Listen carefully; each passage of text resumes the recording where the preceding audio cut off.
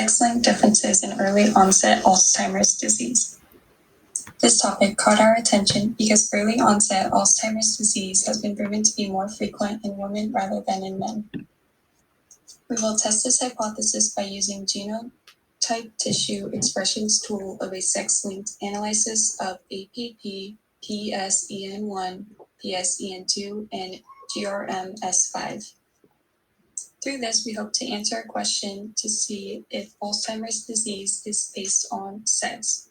We hypothesize that the genes amyloid beta precursor protein APP, preselin-1 PSEN1, and preselin-2 PSEN2 are more prevalent in women, while glutamine metatropic receptor 5, GRMS5, is more prevalent in men.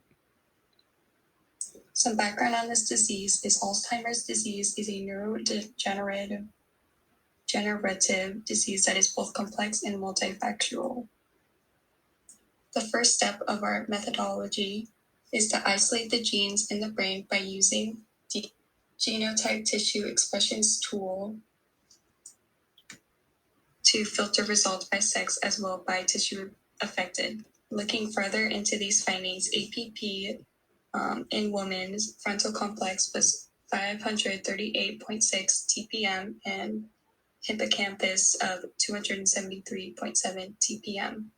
And then for men, the frontal complex was 580.8 TPM and hippocampus 293.1 TPM. This pattern repeats for the rest of the genes to conclude that there is a difference in genes in men and compared to women. Our graphs show a side-by-side comparison of the bulk tissue gene expression for each gene in men compared to women.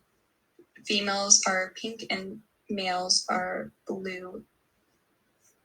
From this study, we found that the biological context of the genes allowed us to identify why the numbers were higher for men than to women. APP codes for a cell surface receptor and transmembrane precursor protein that forms peptides. Some of the peptides have antimicrobial properties and promote transcriptional activation. When a single gene mutation occurs, it is implicated in autosomal dominant AD, APP, PSEN1, and PSEN2 mutations regulate the production, aggregation, and degradation of beta amyloid peptides, the primary component of amyloid plaques. GRMS5 codes for metabotropic glutamate receptor, which signals the activation of the phosphatidylmonocytal calcium messenger system. This system is involved in the regulation of synaptic plasticity and neural network activity. Some treatments for Alzheimer's disease utilize the GRMS5 gene to treat AD, although this treatment is more effective in men rather than to women.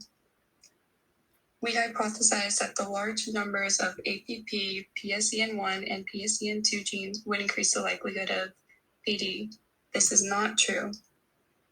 We concluded this is because the increased likelihood of AD is due to the mutations occurring in the genes rather than the number of them.